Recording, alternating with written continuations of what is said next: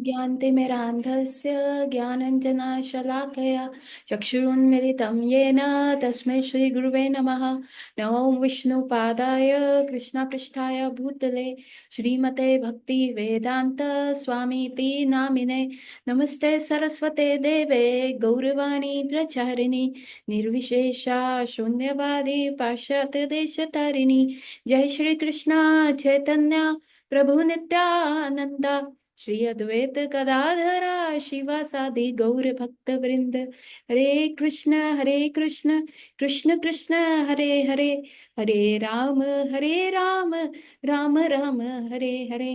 वाञ्छाकल्पतरुभ्यश्च कृपा सिन्धुवैव च पतितानां पावनेभ्यो वैष्णवेभ्यो नमो नमः। आप सबका स्वागत है आज की कक्षा में, और हम कर रहे थे टीचिंग्स ऑफ लॉर्ड चैतन्य। और उन टीचिंग्स ऑफ लॉर्ड चैतन्य में हम कर रहे थे भगवान कृष्ण की 64 कलाएं, जो 64 उनमें गुण हैं उनके बारे में कर रहे थे। और पिछली बार हमने ये देखा था कि कैसे भगवान जो है भक्त परावश है और स्थिर है ना। अब हम आज बात करेंगे कि भगवान जो है जितेंद्रिय है। जितेंद्रिय है वो सारी इंद्रियों को अपना, जिसको जितेंद्रियों का मतलब क्या होता है कि जो अपनी सारी इंद्रियों को अपने वश में कर ले, उसको जितेंद्रिय कहा जाता है ना। कैसे कहेंगे कि भगवान जितेंद्रिय है? देखने मात्र से तो नहीं लगता। हम देखेंगे रास डांस कर रहे हैं, गोपियों के पीछे भाग रहे हैं, चोरी कर रहे हैं, मक्खन चुरा रहे हैं। यदि कोई व्यक्ति जितेंद्रिय हो तो उसको ये कार्य करने की आवश्यकता है नहीं।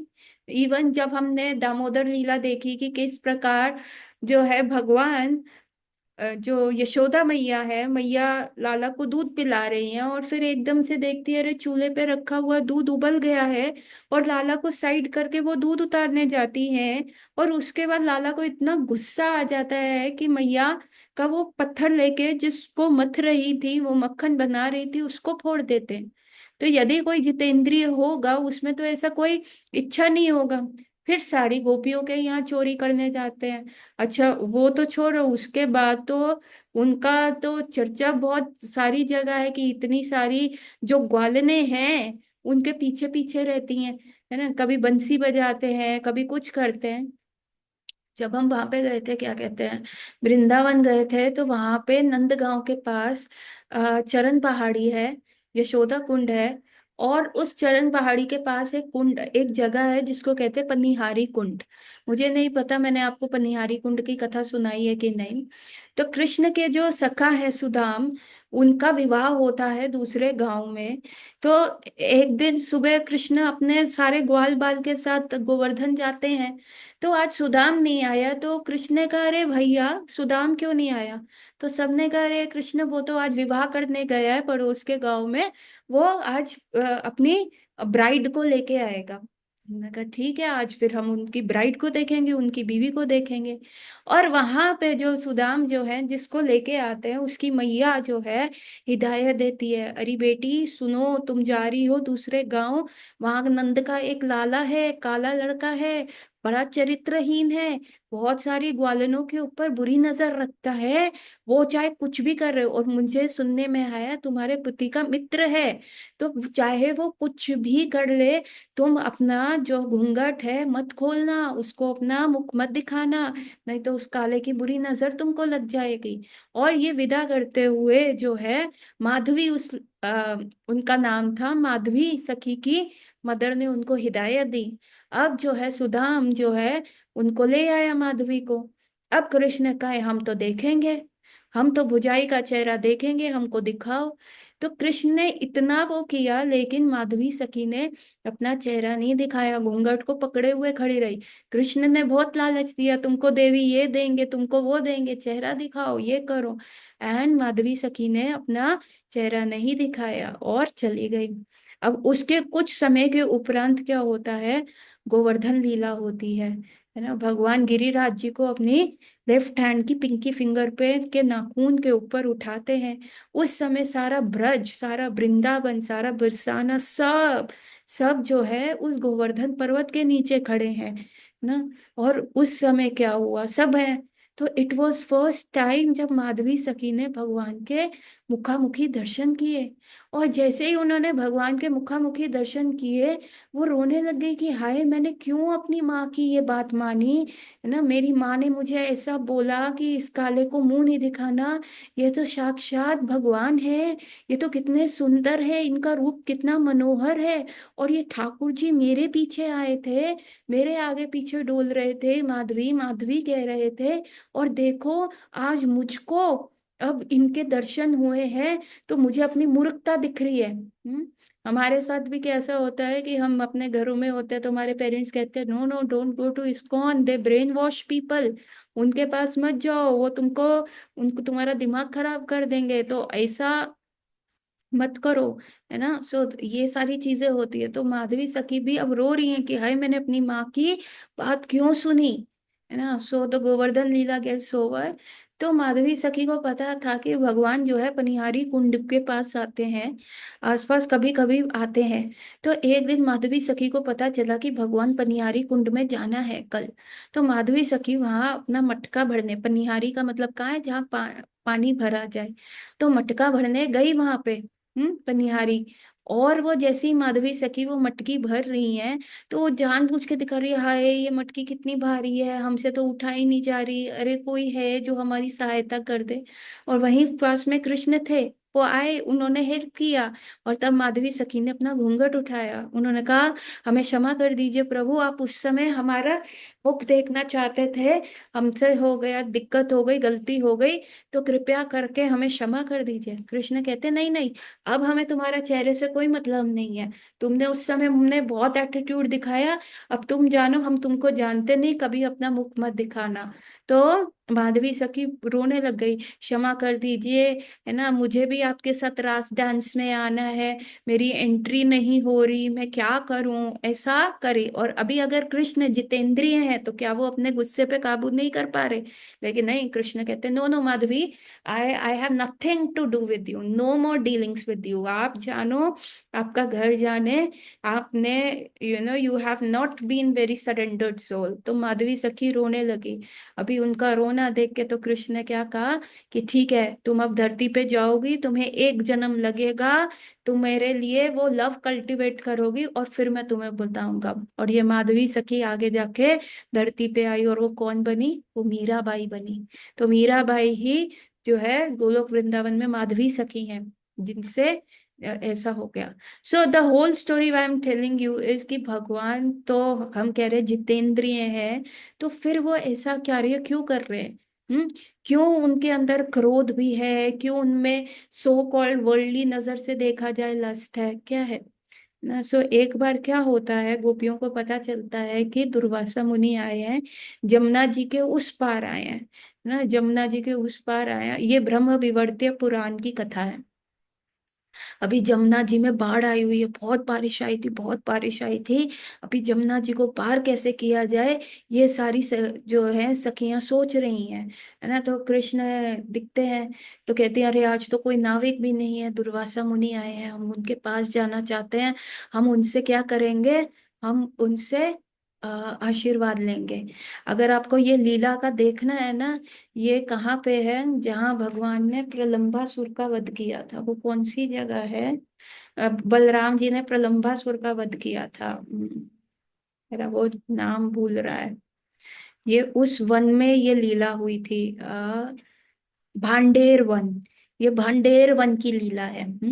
तो गोपियां जो है वो जमुना जी को क्रॉस कर, ये पूरा आप देखेंगे भांडेर वन में ये लीला पूरी प्रकाशित हुई हुई है, वहां पे दुर्वासा मुनि है और बहुत गोपियां आई हुई हैं। सो अच्छा, तो अभी क्या है, बाढ़ आई हुई है, कृष्ण आते हैं और गोपियां कहती है, अरे कोई नाविक भी नहीं मिल रहा, हम कैसे पार करें, दुर्वासा मुनि आए हैं, हमने सोचा साधु सेवा करनी चाहिए, क्या करें क्या करें।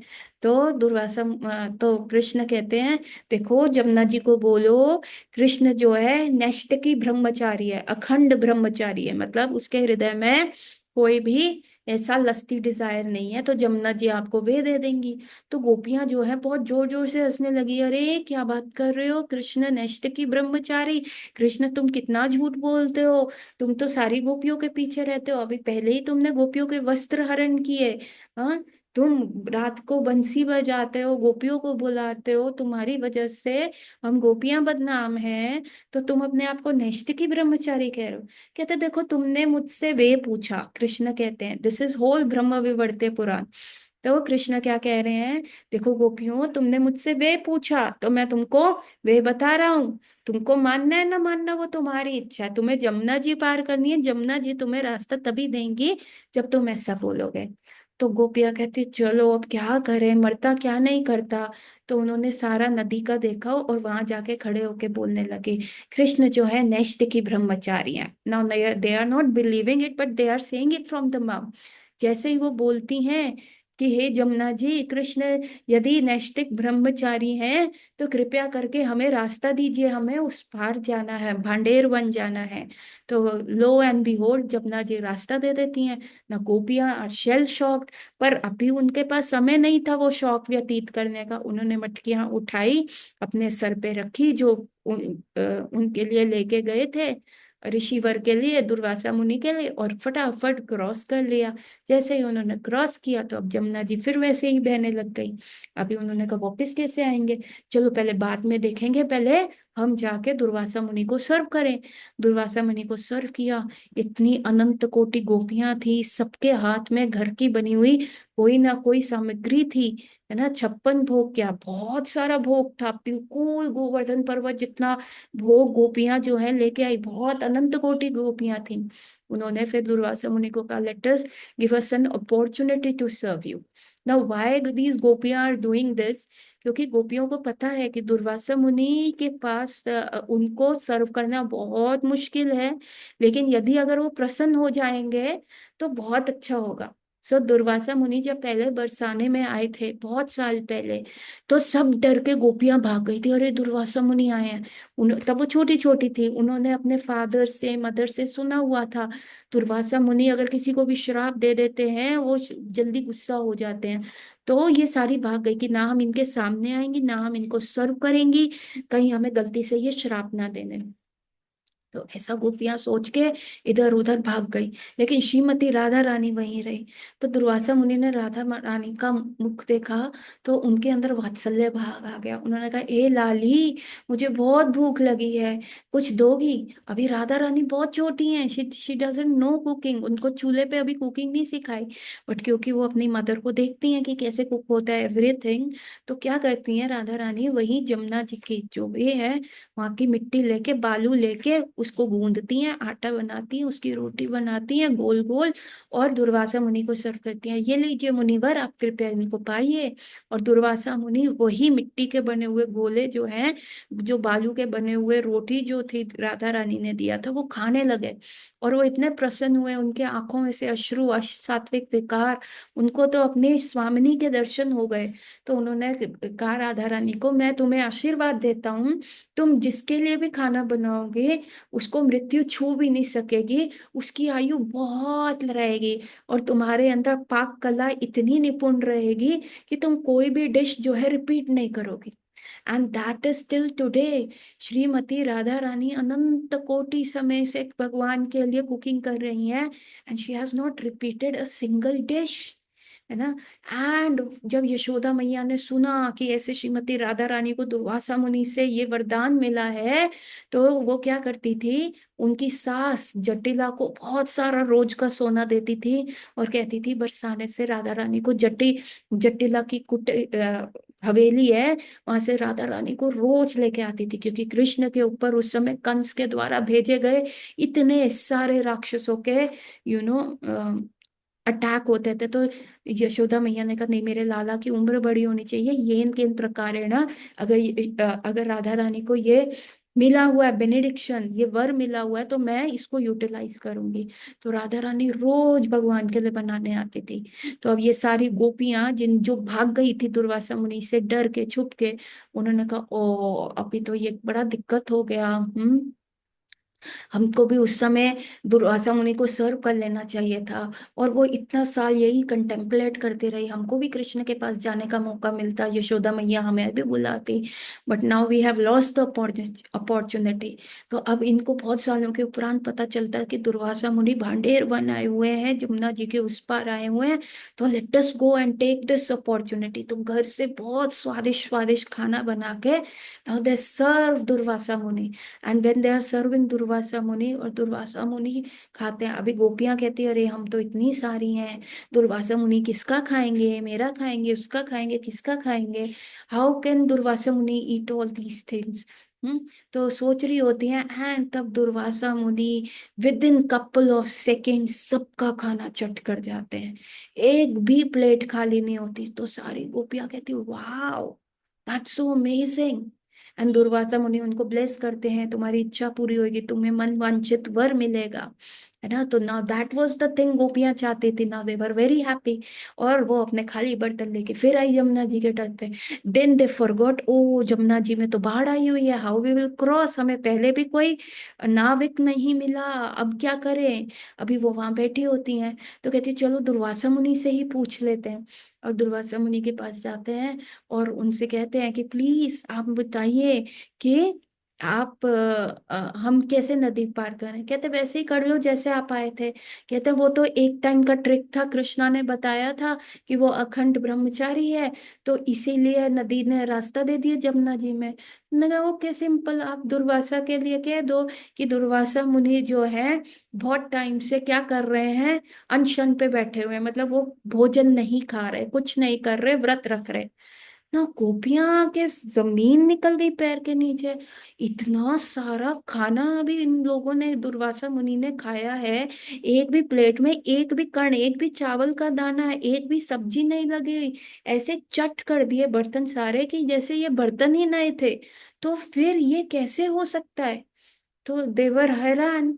तो दुर्वासा मुनि भी उनको कहते, देखो I have told you the way, it is your wish, अगर आपको करना है, नहीं करना है, आपकी इच्छा है, जैसा आपको करना है। तो गोपियां कहती है, okay let us try. And they say the same thing, and Jamuna ji जल रास्ता देती हैं। तो it is then Krishna that explain कि देखो हम क्या हैं, लोग क्या होते हैं, वाई कृष्ण की हर पास टाइम को लीला कहा जाता है ना। जो भी वो कार्य कर रहे हैं वो लीला कहा जाता है। हम लोगों का, हम जो सुबह से लेके शाम तक कार्य कर रहे हैं उसको लीला क्यों नहीं कहा जाता।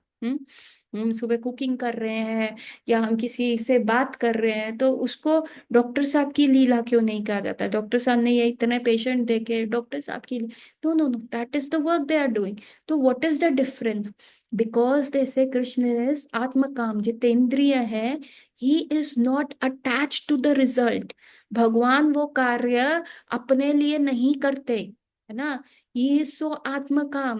बट भक्त उनके प्रति इतने आकर्षित हैं, पर भक्तों को रेसिप्रोकेट करने के लिए भगवान ने जो ये रास लीला करी है। लेकिन भगवान को कोई चाहिए, एक्स्ट्रा पर्सन चाहिए, no, he so happy in himself. आत्मकाम, ही हिमसेल्फ इज, जिसको कहते हैं अखिल रसामृत सिंधु।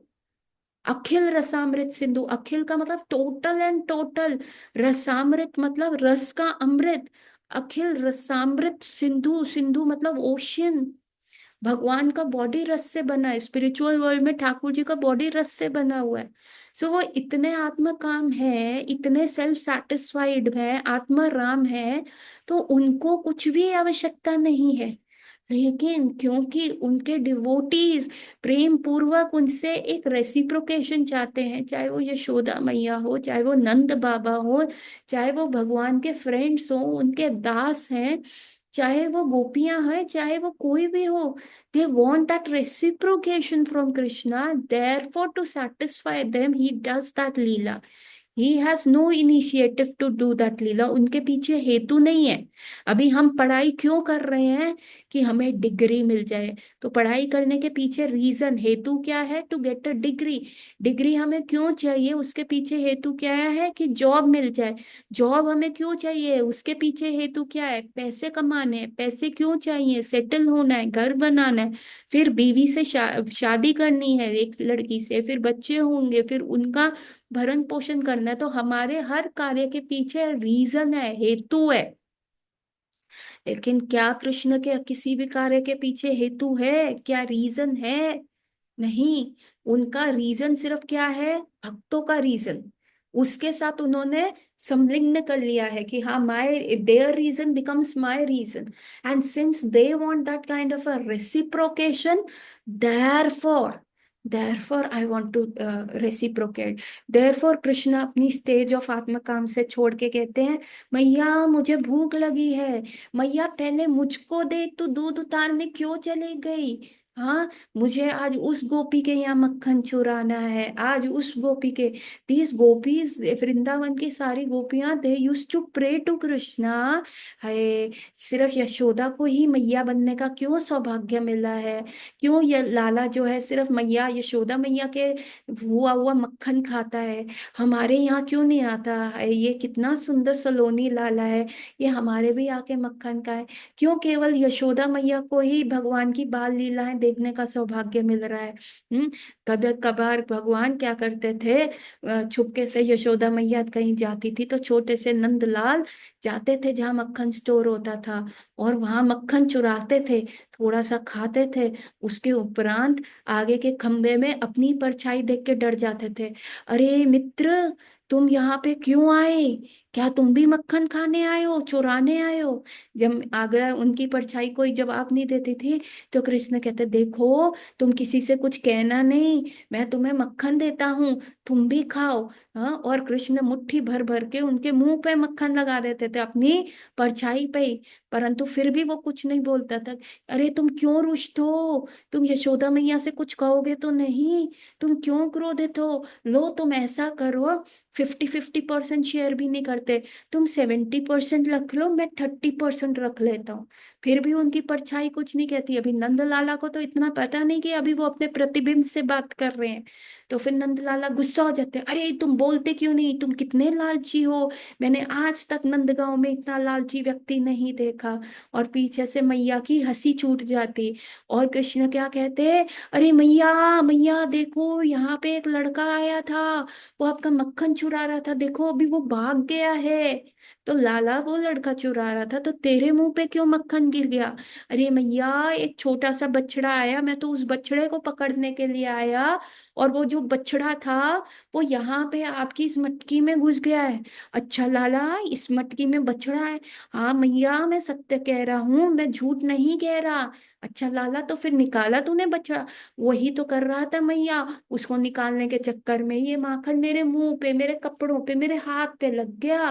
अच्छा लाला, तो बछड़ा दिखा तो क्या करते थे, छोटी सी उनकी जो पॉकेट होती थी, वो छोटी सी पॉकेट में उन्होंने एक छोटा सा टॉय का बछड़ा काओ ऐसा, नंदगांव आप जाएंगे, नंद भवन जाएंगे, नंद भवन के रास्ते में आपको ऐसे छोटे छोटे मिट्टी के एनिमल्स मिलेंगे, मतलब वहां ये बिकते हैं, है ना। लाला इनसे खेला करते थे, जैसे आजकल हम वो प्ले कार्ड्स दिखाते हैं ना, ये एलिफेंट है, ये हॉर्स है, ये रैबिट है। तो वैसे ही वहां पे भी जो थे मिट्टी के, और उनको पेंट किया जाता था, तो ऐसे ही लाला लेके घूमते थे।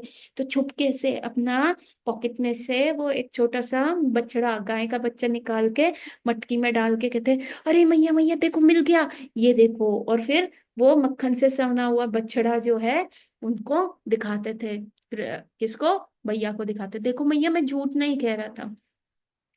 सो ऐसे लाला जो है, तो ये गोपियां क्या कहती थी, हाय सिर्फ यशोदा को ही क्यों? क्योंकि यशोदा मैया जाके बात करती थी अपनी दासियों से, अपनी फ्रेंड्स से।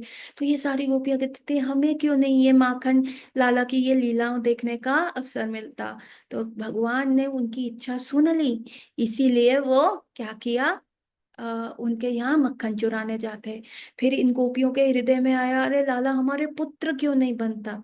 तो फिर ब्रह्म विमोहन लीला हुई, जिसमें ब्रह्मा जी ने भगवान के ग्वाल बाल और बछड़े सब चुरा लिए, और तब भगवान कृष्ण ने एक्सपैंड किया, एक एक बछड़ा, एक एक गाय, एक एक ग्वाल बाल में। और तब इन सारी ब्रज की मैया गोपियों की इच्छा पूर्ण हुई।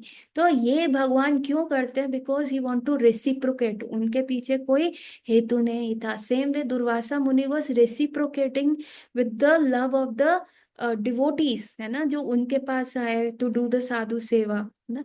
आप देखेंगे हमारे गुरु महाराज भी क्या है, वो दिव्य स्तर पे है ना, दिव्य स्तर पे है एकदम, उनकी बॉडी चिन्ह में है। जैसे हमारे गुरु महाराज परम पूज्य जयप्रताका स्वामी महाराज को तो उनका एस्ट्रोलॉजिकल चार्ट देख के, जब उनको 2009 में 2008 में स्ट्रोक आया था, कहा गया था बस उनका जो आयु है वो वहीं तक सीमित है, उसके बाद उनका कोई आयु नहीं था। परंतु ठाकुर जी की असीम कृपा से it is going on. And now the people से, द एस्ट्रोलॉजर से, इनका इच्छा मृत्यु है। जब किसी व्यक्ति का इच्छा मृत्यु है तो क्या वो अपने शरीर को ठीक नहीं कर सकता?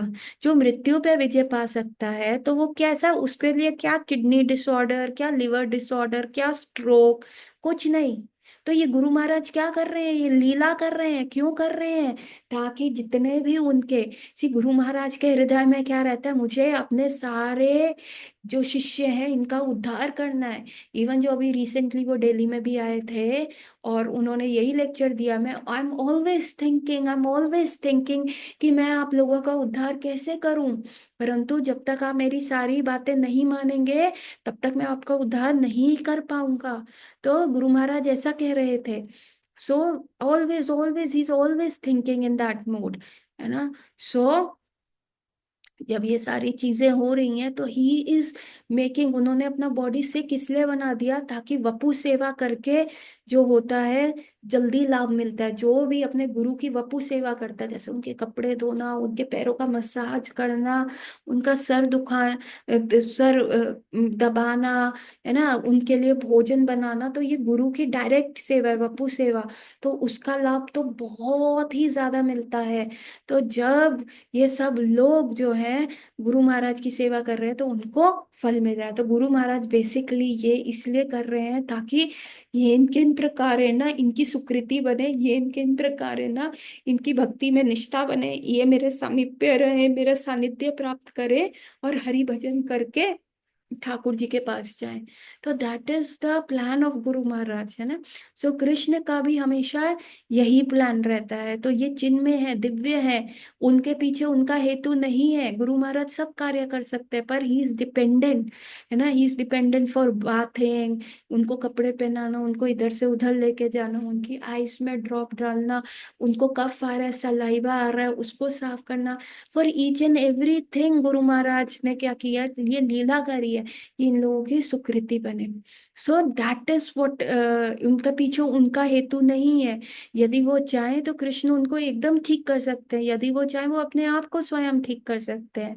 परम पूज्य जयप्रताका स्वामी महाराज की जीवनी में ऐसा था, जब वो एक छोटे बालक थे, अभी 5-6 साल के थे, है ना, तो उनके जो ग्रैंडफादर थे वो कैथोलिक थे, टोटल कैथोलिक, उनकी अपब्रिंगिंग भी वैसी हुई थी।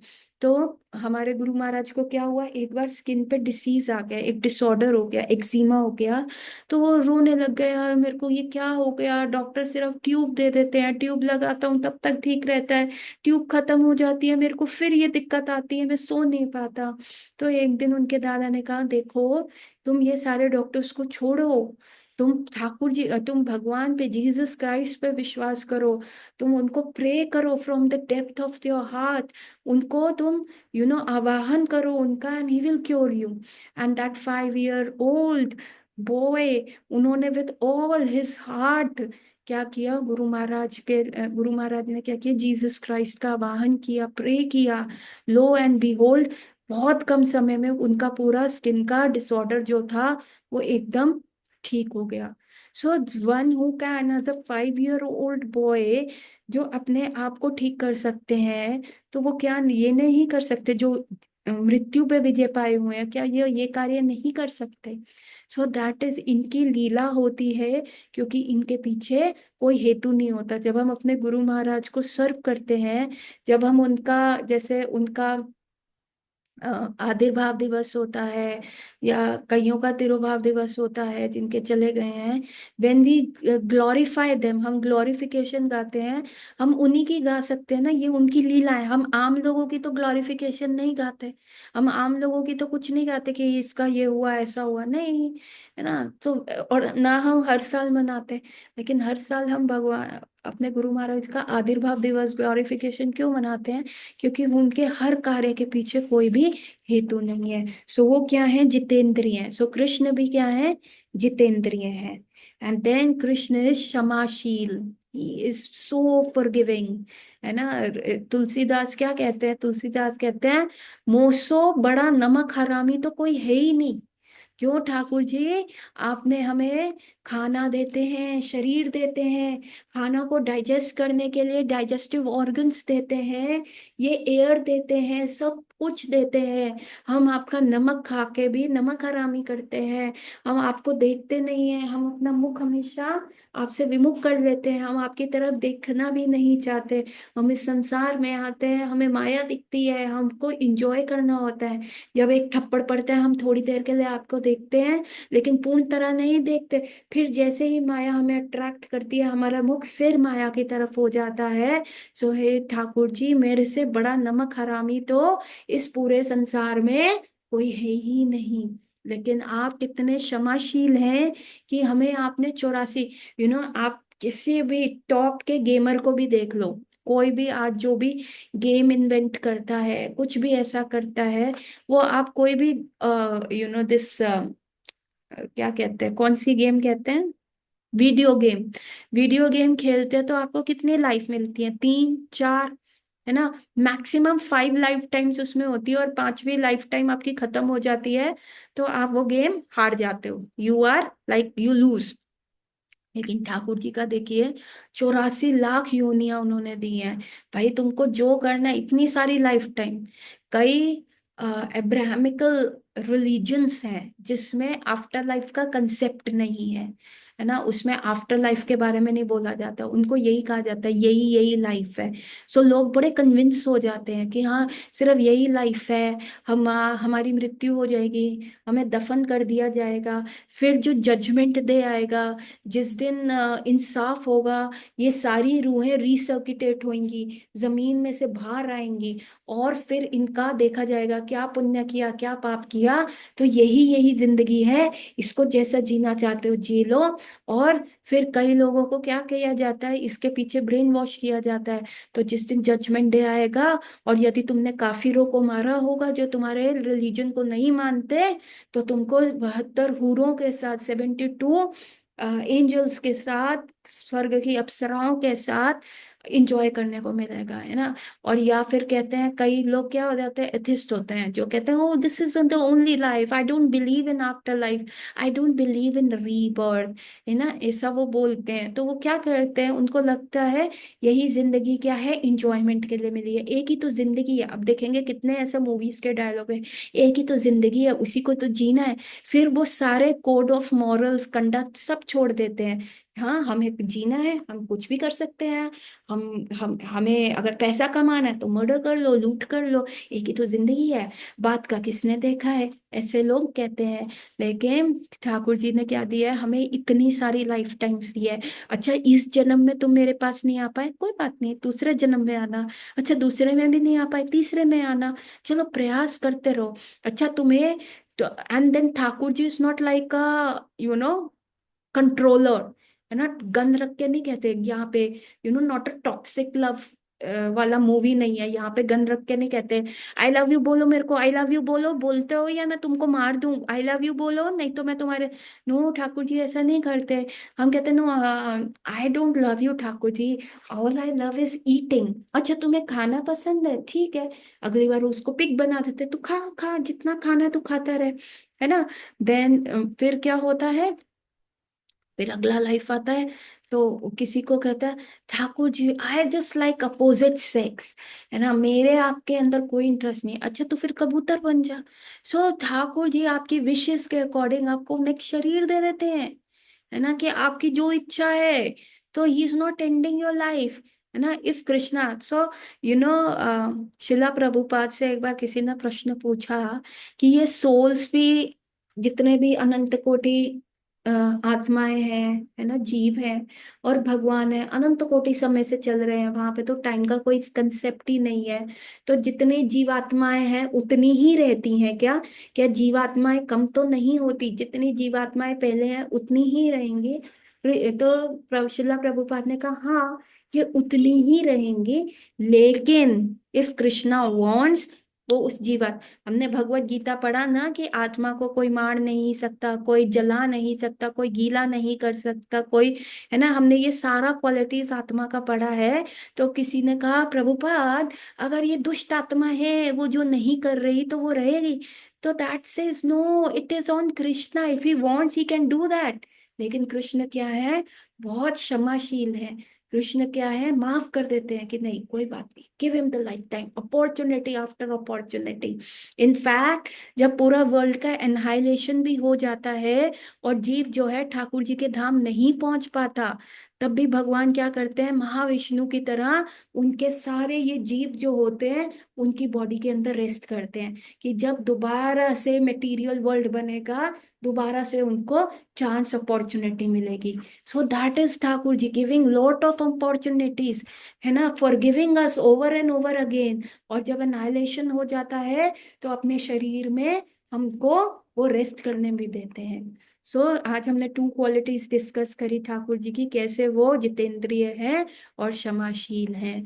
सो गौरात्रि everyone, Hare Krishna, we will meet tomorrow, Hari बोल।